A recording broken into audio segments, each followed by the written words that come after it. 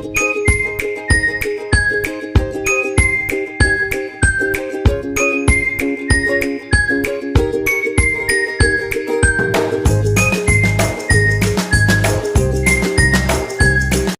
up guys? I'm Jessamine Lozano, a third-year student of Bohol Island State University, Calapi campus, taking up Bachelor of Science in Fisheries. So I'm here to cite those 10 best slogan which are related to our environment and nature, which are given by our Almighty God, that is being distracted because of those human activities. So let's start. Number 1. Ban illegal fishing, go for legal fishing.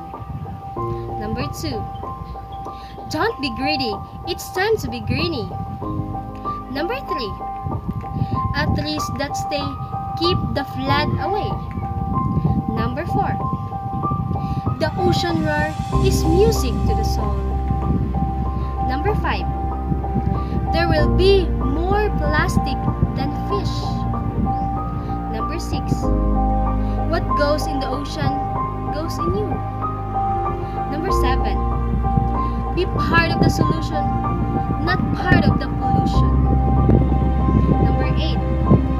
Spread the word, not the oil. Number 9. Let us clean our nature for a better future. And lastly, I need the sea because it teaches me.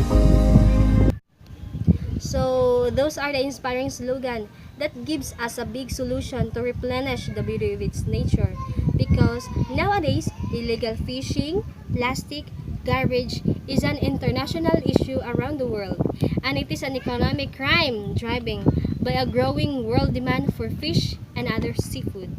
It can affect it can impact the whole ocean that cause the loss of billions of fish, and also it can affect the social and economic well-being of the coastal communities who depend on fish on their way of life.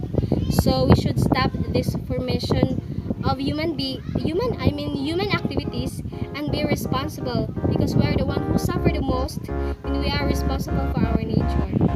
So that's all guys. Thank you for